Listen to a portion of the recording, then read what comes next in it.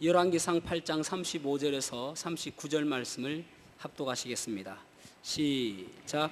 만일 그들이 주께 범죄함으로 말미암아 하늘이 닫히고 비가 없어서 주께 벌을 받을 때에 이 곳을 향하여 기도하며 주의 이름을 찬양하고 그들의 죄에서 떠나거든 주는 하늘에서 들으사 주의 종들과 주의 백성 이스라엘의 죄를 사하시고 그들이 마땅히 행할 선한 길을 가르쳐 주시오며 주의 백성에게 기업으로 주신 주의 땅에 비를 내리시옵소서. 만일 이 땅에 기근이나 전염병이 있거나 곡식이 시들거나 깐붓기가 나거나 메뚜기나 황충이 나거나 적국이 와서 성읍을 에워싸거나 무슨 재앙이나 무슨 질병이 있든지 막론하고 한 사람이나 혹 주의 온 백성 이스라엘이 다 각각 자기의 마음에 재앙을 깨닫고 이 성전을 향하여 손을 펴고 무슨 기도나 무슨 간구를 하거든 주는 계신 곳 하늘에서 들으시고 사하시며 각 사람의 마음을 아시오니 그들의 모든 행위대로 행하사 갚으시옵소서. 주만 홀로 사람의 마음을 다 아심이니이다. 아멘. 아멘. 착석하시겠습니다. 오늘날 우리가 코로나 때문에 많이 두려워하고 또 염려하는 그런 가운데 살아가고 있습니다.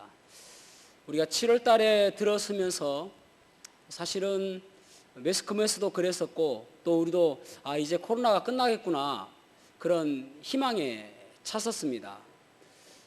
마스크를 벗을 날도 멀지 않았다라는 생각도 가졌고 또 어떤 사람은 이제 이미 백신을 맞은 사람들은 실내에서 마스크를 벗어도 된다라는 이야기를 했었습니다. 그래서 이제는 좀 일상생활로 돌아갈 수 있겠구나라는 그런 기대감이 있었습니다.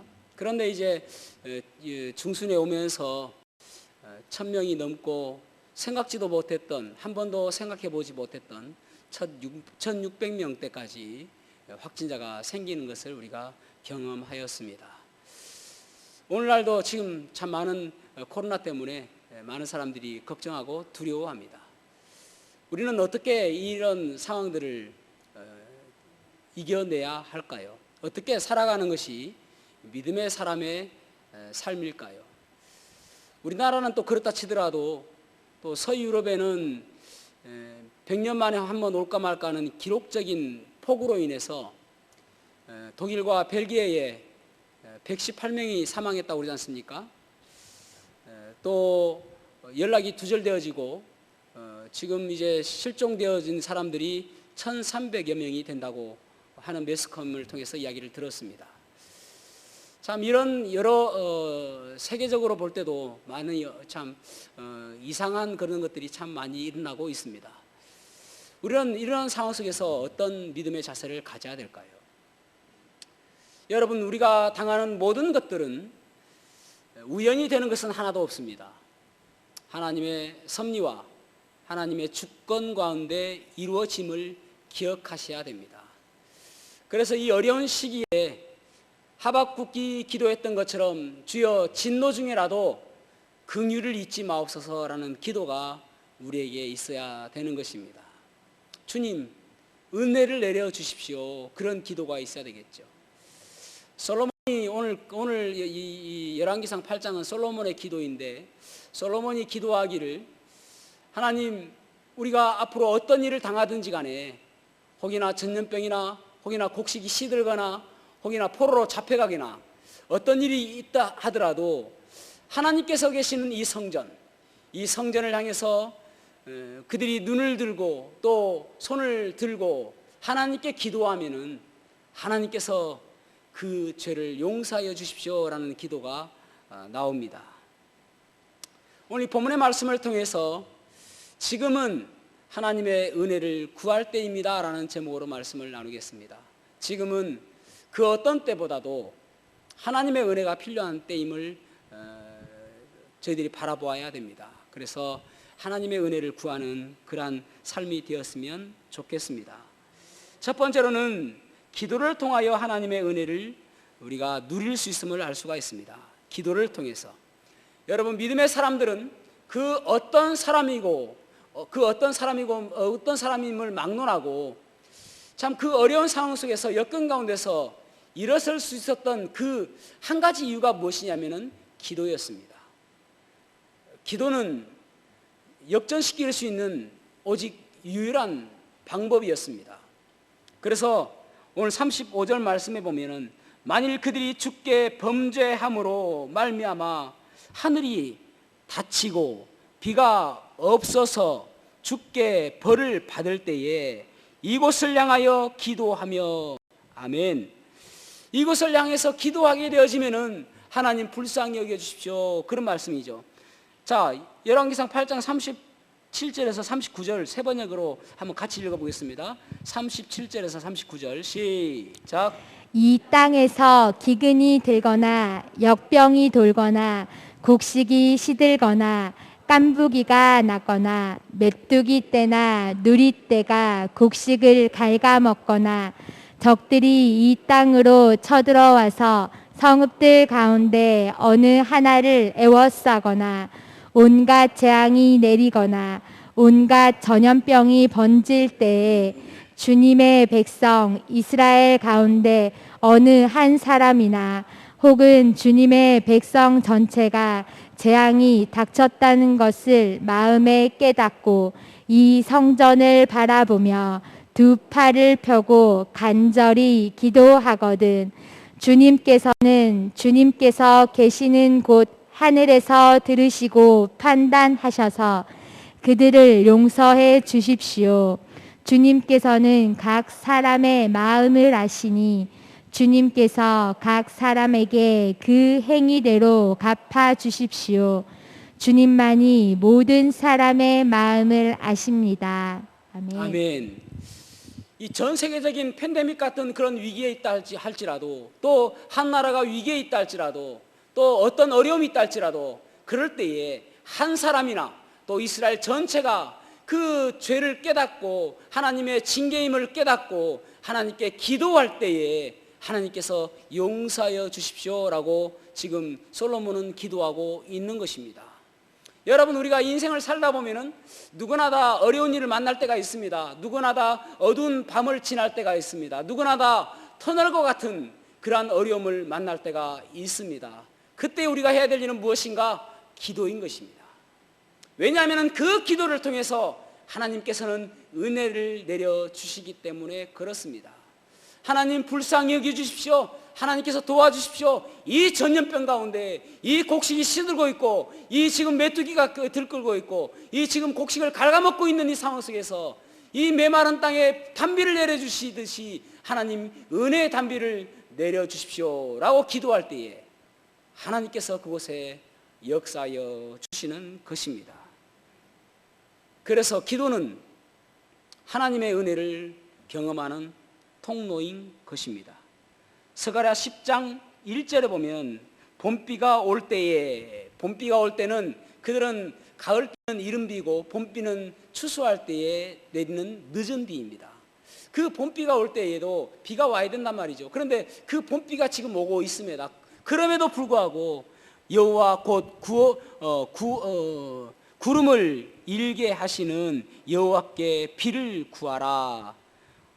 무리에게 소낙비를 내려서 밭의 채소를 각 사람에게 주시리라. 아멘. 지금 봄비가 임하고 내리고 있음에도 불구하고 그럼에도 불구하고 하나님께 기도하면은 하나님께서는 그 작은 비가 아니라 소낙비를 내려주시겠다 그렇게 말씀하고 있습니다. 여러분, 지금 우리가 하나님의 은혜 가운데 살고 있습니다.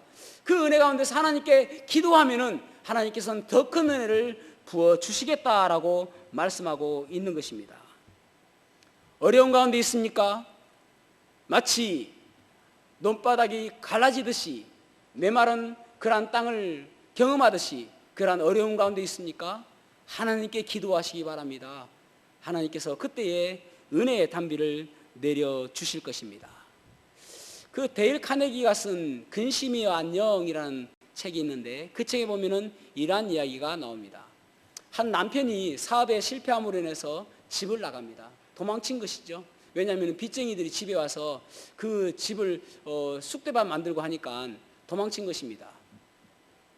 아내의 마음은 어떻겠습니까? 그런 가운데서 설상가상으로 아들이 또 문방구에서 연필을 하나 훔치다가 들켜가지고 학교에서 또 쫓겨나게 되어집니다.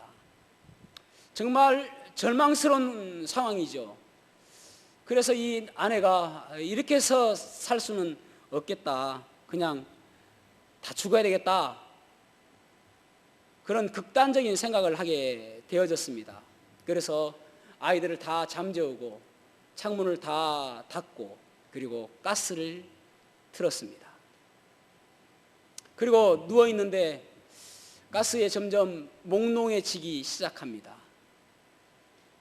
그때에 그 옆집에서 갑자기 찬송 소리가 들리는데 내 모든 시험 무거운 짐을 주 예수 앞에 아뢰이면 근심에 쌓인 날 돌아보사 내 근심 모두 맡으시네. 무거운 짐을 나 홀로 지고 견디다 못해 쓰러질 때 불쌍히 여겨 구원해 주리 은혜의 주님 오직 예수. 이 찬양이 들려오는 거예요. 마치 자기의 영혼을 깨우듯이 이 찬양이 확성기처럼 들려오는 것입니다. 그래서 그때 깨어나서 아이들을 깨우고 흔들어 깨워서 아이들을 먼저 밖으로 보내고 그리고 창문을 다 열고 환기를 시킨 이후에 그리고 무릎 꿇고 하나님께 기도하는 것입니다. 하나님, 제가 잘못 생각했습니다. 죽을 용기는 있었지만은 하나님께 기도할 용기가 없었습니다. 용서하여 주십시오. 이제 하나님께 맡기니 하나님 나의 모든 짐을 하나님께서 가져가시고 우리 가족을 돌보아 주십시오. 그렇게 기도를 했습니다. 그리고 나서 이제 자기의 자녀들을 다 데리고 시골에 가서 보니까 빈집이 있는 거예요. 그래서 그 빈집에 가서 아이들을 잘 믿음으로 키웠다는 그러한 이야기입니다. 메리큐스 만의 부인의 이야기인데 그가 이야기하기를 사람들은 기도할 용기를 갖지 않습니다. 그리고 다른 용기를 찾습니다. 그러나 우리에게 가장 필요한 것은 기도할 용기입니다. 라고 그가 고백하게 되어집니다. 여러분, 우리에게 지금 어려운 상황 속에서 우리가 해야 될 일은 무엇입니까? 여러 가지 방법이 있고 여러 가지 방법을 또 찾기도 하지만은 기도보다 더 중요한 것은 없습니다. 왜냐하면 기도해야 하나님께서 역사하시기 때문입니다. 기도해야 하나님께서 주관하시고 하나님께서 개입하시기 때문입니다.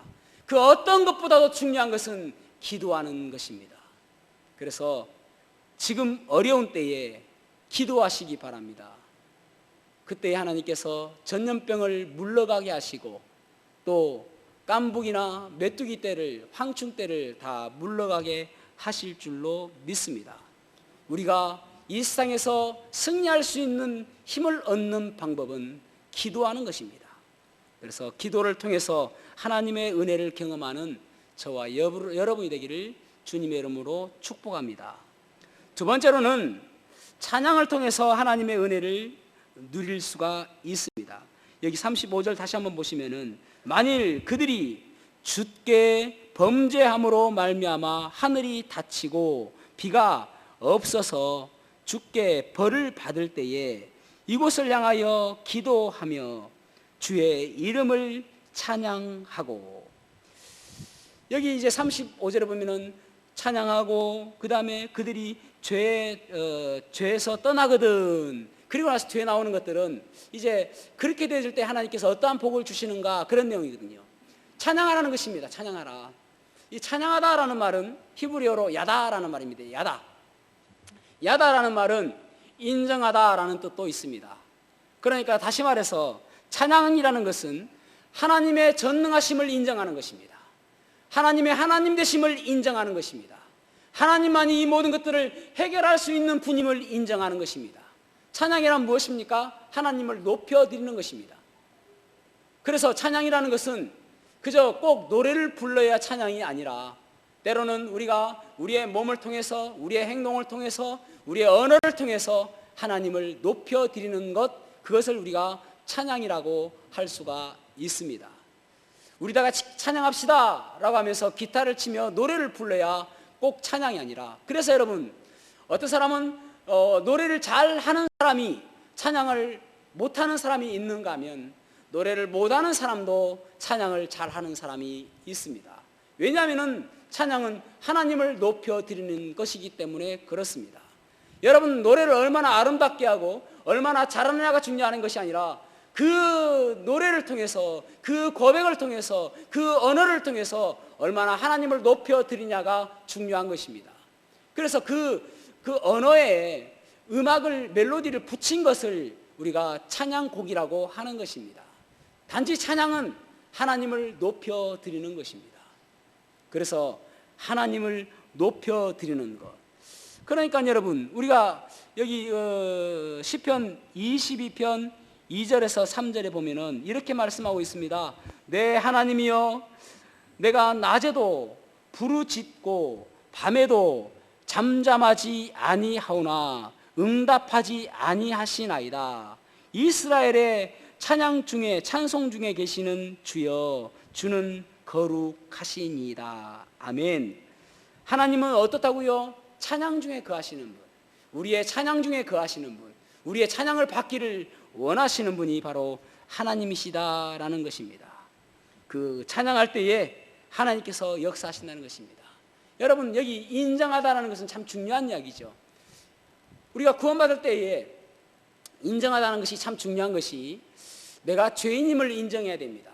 그렇죠. 내가 지옥 갈 수밖에 없는 죄인이라는 것을 인정하고, 내 죄를 위해서 십자가에 달려 돌아가신 예수 그리스도를 구주로 인정하고, 그리고 그분을 내 마음속에 영접할 때 우리가 구원받을 수가 있는 것입니다. 그만큼 인정이라는 것은 중요한 것이죠. 그래서 우리가 날마다 살아가면서 하나님은 나의 하나님이십니다. 하나님은 전능자십니다. 전능하신 그 절대자이시고 그 창조자이시고 못하실 일이 불가능이 없으신 분이십니다라고 인정하는 것이 바로 찬양인 것이고, 그것이 인정이다, 야다라는 말이라는 말입니다. 그러니까 찬양 속에서 하나님께서 거하시면서 그 가운데서 기적을 베풀어 주시는 거예요. 여러분, 한번 생각해 보아야 될 것이 무엇이냐면은, 우리가 살아가면서 하나님의 기적과 하나님의 은혜를 경험하지 못하는 그 이유가 내 삶 속에서 찬양이 없기 때문은 아닐까요? 저는 가끔, 저도 어떨 때는 힘들 때가 있고요, 저도 어떨 때는 눈물을 흘릴 때도 있고요, 슬픈 일을 만날 때도 있습니다. 정말 어려운 일을 겪을 때도 있습니다. 그럴 때에 제가 힘이 나게 하는 방법이 무엇인지 아십니까? 찬양하는 거예요. 멜로디를 붙여서 하나님을 찬양할 때에 어딘가 모르게 갑자기 힘이 솟아오르는 거예요. 그러면 일어설 수 있는 용기가 생기게 되어집니다. 찬양만큼 우리에게 힘을 주는 것은 없는 것입니다. 인도의 선교사였던 스캇 선교사님이 계시는데, 그분이 한 번은 이제 부족 가운데 선교를 하러 가시는데, 부족민들이 와가지고 위협하는 거예요. 창으로 금세라도 찔러 죽일 것 같은 그러한 위협을 하는 것입니다. 아, 죽겠구나라는 생각이 드는 거예요. 이 절체절명의 시간 가운데, 그런 위기 가운데 이 스캇 목사님이 그 바이올린을 들고 있었는데, 잠깐만요 이러면서 바이올린으로 찬양을 하기 시작했습니다. 주 예수 이름 높이여 다 찬양하여라. 그 찬양을 3절까지 눈을 감고 쭉 하는데도 중간에 꼭 찌를 것만 같았는데 찔림이 없는 거예요. 그리고 다 끝나고 눈을 떠보니까 그 주위에 뺑 돌아서 자기를 포위하고 있던 사람들이 창을 다 내려놓고 그 말이 무슨 말인지도 모를 거면서 눈물을 질질 흘리고 있는 거예요. 그러면서 그 중에 한 사람이 이야기하기를 당신이 지금 하고 있는 그것이 무슨 말이냐라는 거예요. 내가 지금 이것은 나를 창조하신 그 창조주 하나님을 찬양하는 것이다 라고 하니까 그 높으신 전능하신 하나님을 우리에게도 가르쳐 주십시오라고 하는 것입니다. 여러분, 찬양은 기적을 낳게 되는 것입니다. 그래서 끊임없이 우리가 찬양해야 하는 것입니다. 여러분, 찬양할 때 우리의 입술에서 불평보다도 감사가 나오게 되잖아요. 찬양할 때 우리가 하나님을 바라보면서 감사함이 나오게 되는 것 아닙니까? 그래서 악순환 되어지는 사람이 있는가 하면 선순환 되어지는 사람이 있습니다. 악순환 되어지는 사람은 계속적으로 불평하고 계속적으로 원망하고 계속적으로 내 입술에서 그 불평의 이야기가 나오니까 환경도 계속 불평적인 이야기만 환경이 되어지는 거예요. 그러나 찬양하고 감사하니까 계속적으로 내 삶 속에서도 감사의 일들이 계속 이루어지게 되는 것입니다. 그게 선순환적인 인생인 것입니다. 한국 초기 선교사였던 언더우드 선교사님이 걸을 수만 있다면 이라는 시를 썼는데, 걸을 수만 있다면, 그 시를 제가 한번 읽어봐 드리겠습니다. 걸을 수만 있다면 더 큰 복을 바라지 않겠습니다. 누군가는 지금 그럴 기도를 합니다. 들을 수만 있다면, 말할 수만 있다면 더 큰 복을 바라지 않겠습니다. 누군가는 지금 그렇게 기도를 합니다. 놀랍게도 누군가에게 그 간절한 소원들을 저는 지금 누리며 살고 있습니다. 놀랍게도 누군가의 그 간절한 기도하는 기적이 제게는 다 이루어지고 있습니다. 날마다 기적이 일어나는 나의 하루를 저는 사랑하겠습니다. 제가 얼마나 소중한 사람인지 주님 안에서 깨닫고 감사하며 살겠습니다. 사랑하는 성도 여러분, 우리는 누군가보다도 더 행복하고 누군가보다도 더 감사한 삶을 살고 있습니다. 그래서 우리의 삶 속에서 그 감사로 인하여 날마다 찬양하며 하나님을 높여드리는 그러한 인생이 되시기를 축복합니다. 하나님은 우리에게 찬양받기를 원하십니다. 로마서 1장 25절에 보면, 로마서 1장 25절을 같이 읽어볼까요? 로마서 1장 25절 시작. 이는 그들이 하나님의 진리를 거짓 것으로 바꾸어 피조물을 조물주보다 더 경배하고 섬김이라. 주는 곧 영원히 찬송할 이시로다. 아멘. 아멘. 주는 영원히 찬양할 분이십니다. 사람들은 조물주이신 하나님을 찬양하기보다 하나님께서 창조하신 그 피조물을 경배하고 그것을 찬양하지만 하나님께서는 그것을 통탄히 여기시며 하나님께서 찬양을 받기를 원하시는 것입니다. 우리는 그래서 목소리로 하나님을 찬양하고 우리의 몸으로 하나님을 찬양하고 우리의 행동으로 하나님을 찬양해야 하는 것입니다. 그 전 세계에서 조류가 약 8천여 종이 된다고 합니다. 그 가운데서 가장 큰 조류는 약 274cm 정도 되는 엄청 크죠. 타조라고 합니다. 타조. 몸무게만 해도 150kg 정도 되는 그런 타조. 그런데 신기한 것은 몸집이 크고 아주 힘이 있는 그런 그 조류들은 노래를 부르지 않는다는 것입니다. 조그만한 새, 가장 작은 새가 콩벌새랍니다. 콩벌새.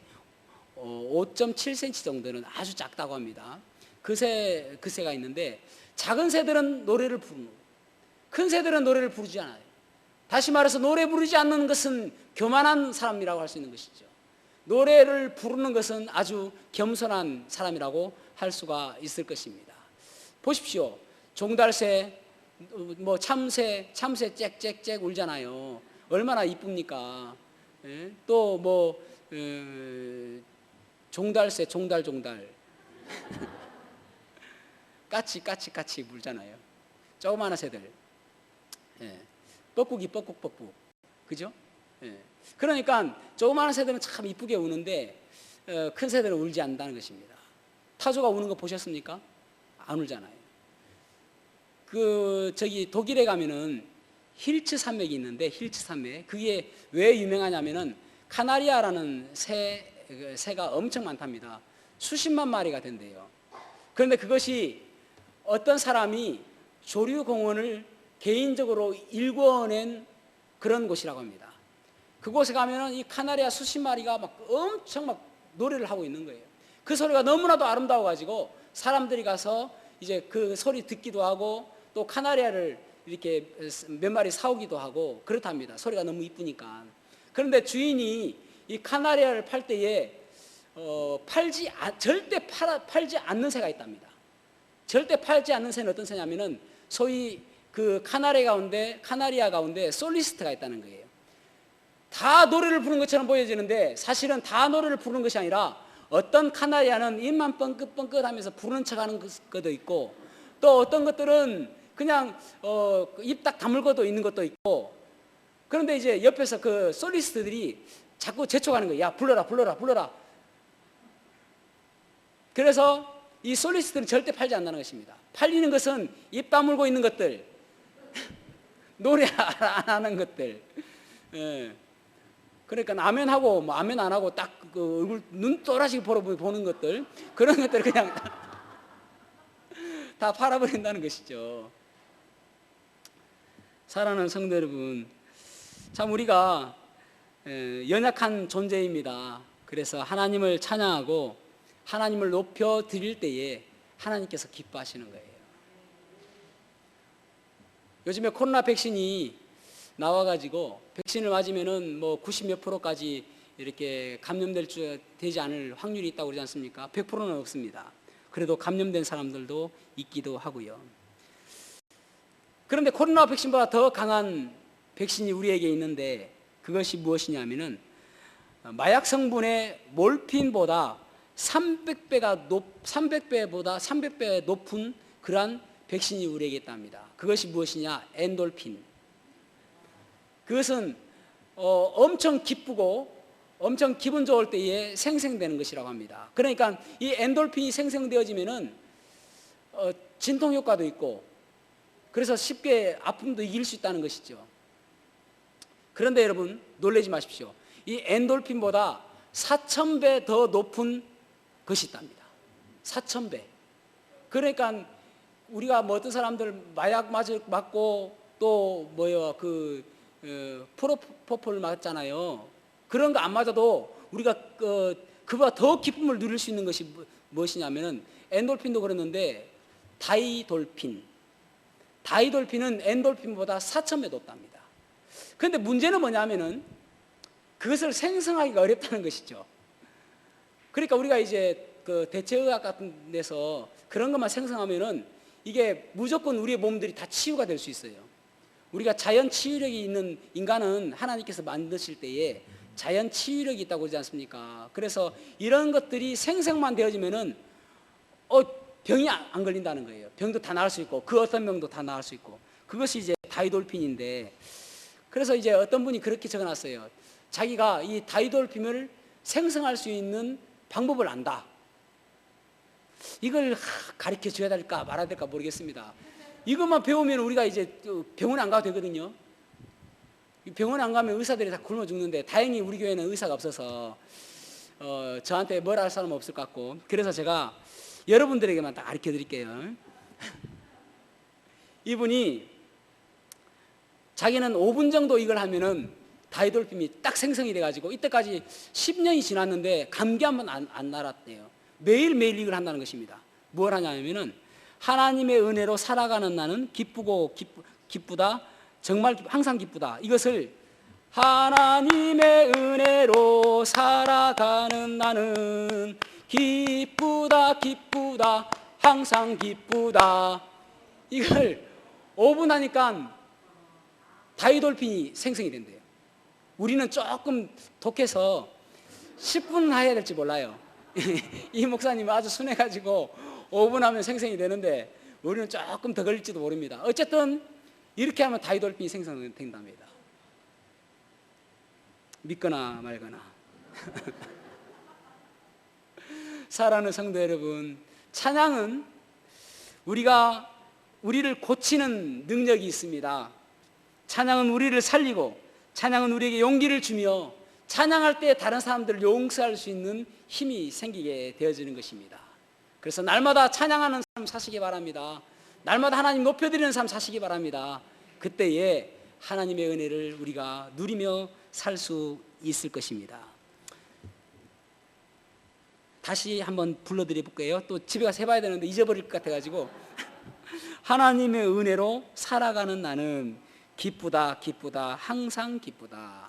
하나님의 은혜로 살아가는 나는 기쁘다, 기쁘다, 항상 기쁘다.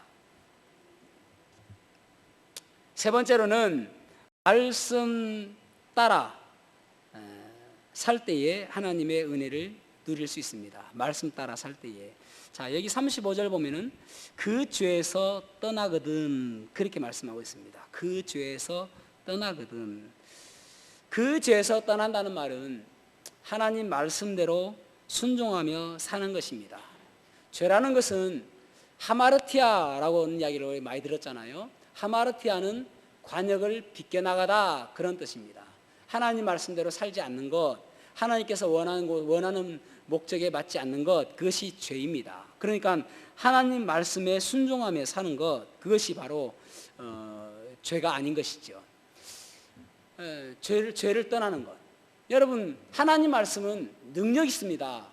아멘이죠. 하나님 말씀은 능력 있습니다. 하나님은 아주 강력합니다. 그래서 하나님 말씀을 우리의 삶 속에서 날마다 가지고 살 때에, 하나님 말씀대로 살으려고 노력할 때에 그 능력이 우리의 삶 속에서 나타나게 되는 것입니다.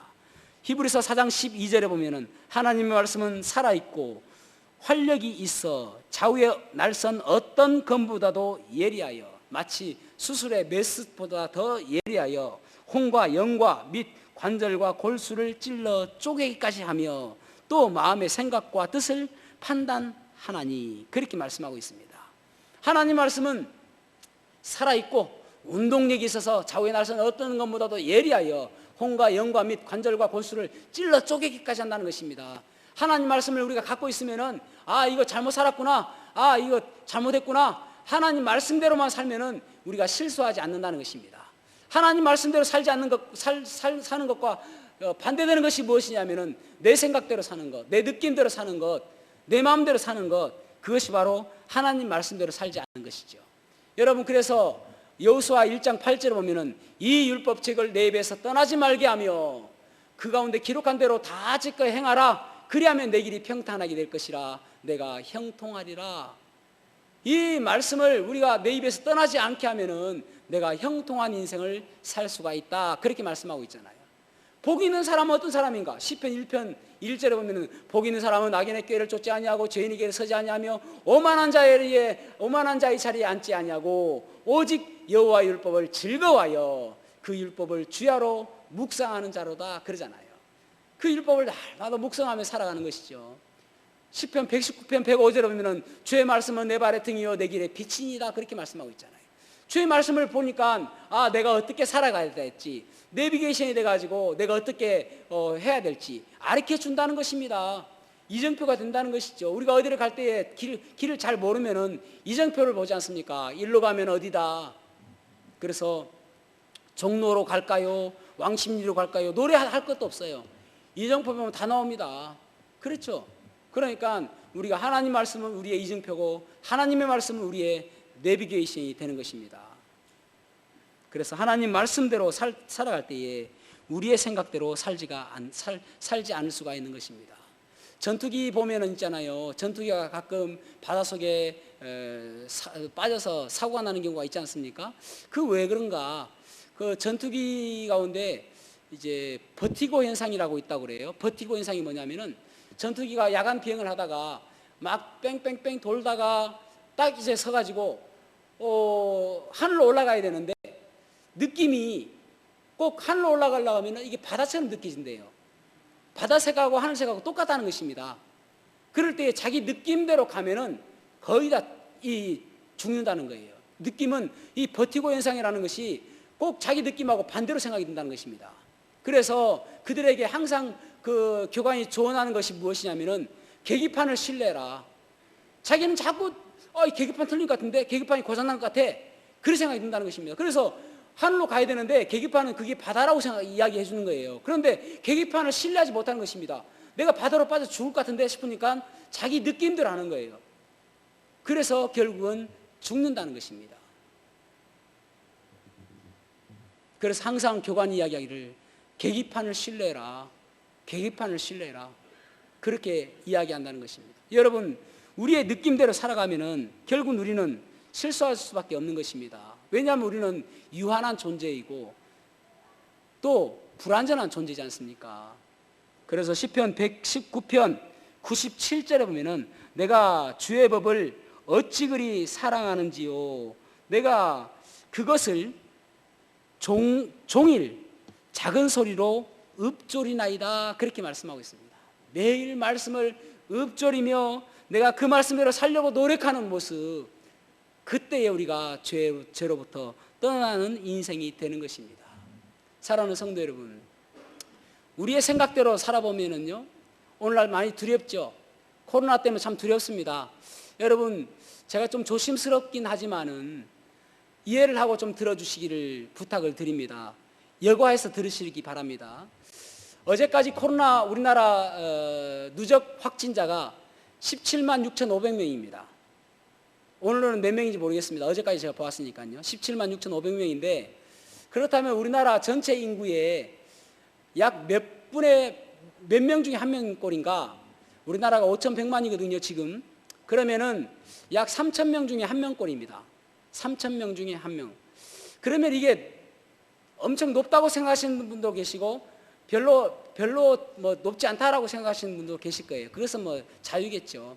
그러나 우리가 여러분 조심해야 됩니다. 또 손도 자주 씻고, 또 마스크도 꼭 하시고, 그리고 사람들과 침방울 튀기면서 이야기하지 많이 하지 마시고, 식사하실 때 조심하시고, 밖에서 사람들 만나는 거 조심하시고, 조심해야 될 것은 조심해야 되겠죠. 그러나 이것 때문에 믿음이 떨어져서는 안 되거든요. 이것 때문에 하나님 멀리해서는 안 되거든요. 이것 때문에 예배를 멀리해서는 안 되거든요.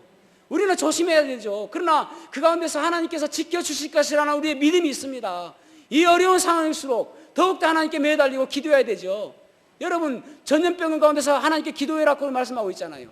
전염병 가운데서 또 깐북이나 또 메뚜기나 또 황충이나 그런 가운데서 하나님께 기도하고 찬양하고 죄에서 떠나라고 말씀하고 있잖아요.